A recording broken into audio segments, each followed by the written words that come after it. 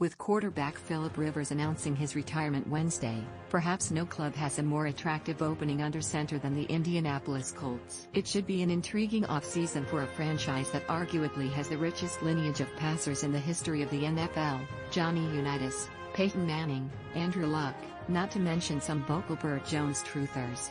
Now a new name will join those ranks. We don't know who will be taking the first snap for Indy next fall, particularly with backup Jacoby Brissett about to become an unrestricted free agent. He started 15 games in 2019 after Luck abruptly retired but returned to his backup role when Rivers signed for 2020. With that in mind, here are 8 names to consider. Mike Freeman. Opinion: Sarah Thomas earning Super Bowl officiating bid.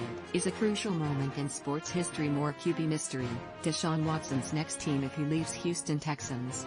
Ranking the NFL's 31 potential suitors. The chic marriage is to reunite the embattled Philadelphia Eagles quarterback with Colts head coach Frank Reich, Wentz's offensive coordinator. When he played at an MVP level in 2017 before suffering a season-ending knee injury. The men are also bonded by Christian faith. NFL Network has reported Wentz would like to come to Indianapolis if his time in Philly is, in fact, at an end, though the recent firing of Doug Peterson was a strong hint that the Eagles are headed for a fresh start that includes Wentz. And here's the real rub. To divorce Wentz this winter, the Eagles would have to absorb a huge salary cap hit as the 4-year, $128 million extension he signed in 2019 takes effect at the start of the 2021 season.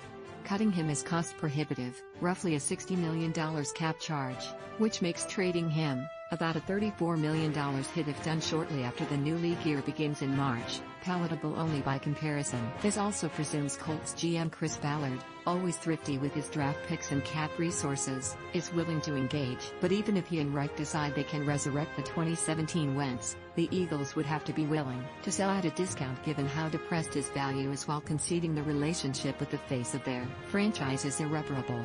The Detroit Lions' longtime bomber has 2 years remaining on his deal and would be owed about $43 million, reasonable by the current quarterback salary scale. Stafford turns 33 next month, but his arm talent remains among the league's elite.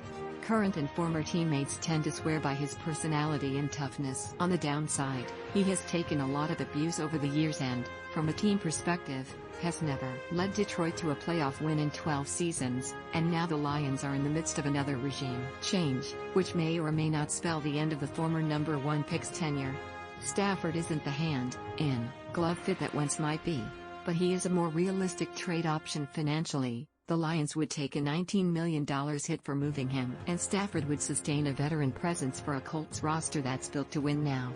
The Atlanta quarterback's name has been floated as a possibility, maybe because the 2016 MVP's experience and surgical style would probably fit well in the Circle City. But realistically, Ryan's contract, it runs through 2023, is even more unwieldy than Wentz's and would cost the Falcons, who just filled their coach and GM positions, more than $40 million to unload in a swap.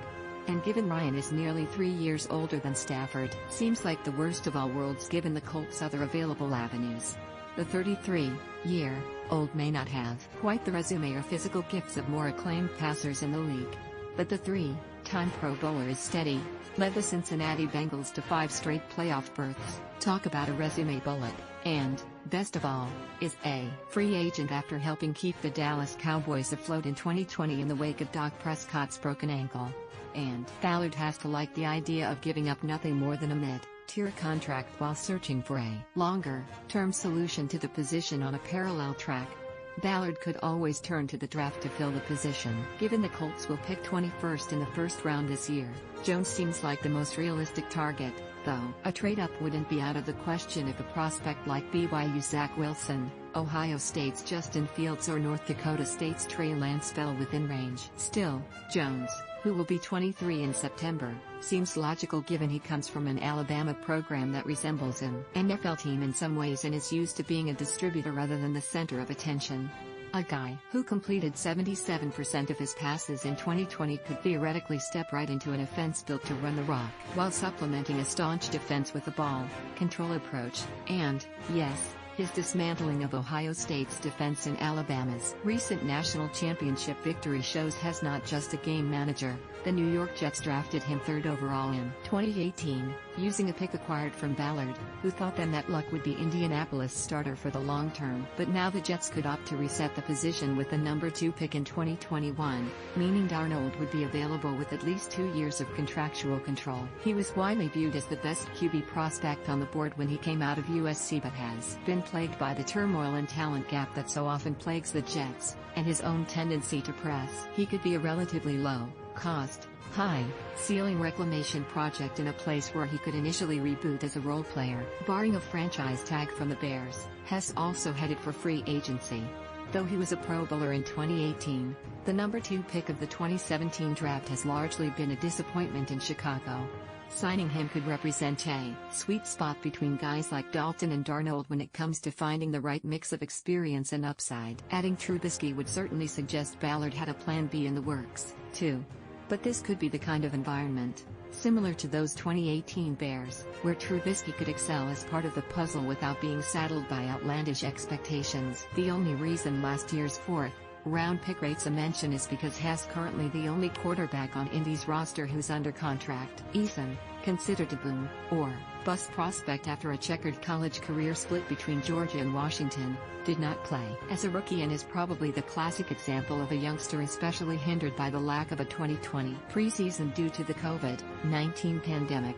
It would be surprising if he challenges for the backup job in 2021. But if he makes a meteoric rise up the depth chart this offseason, he wouldn't be the first quarterback to come trotting into the spotlight from anonymity. Follow USA Today Sports' Nate Davis on Twitter @NateDavis. If you love talking football, we have the perfect spot for you. Join our Facebook group, The Ruling Off the Field, to engage in friendly debate and conversation with fellow football fans and our NFL insiders. Do the right thing, sign up now.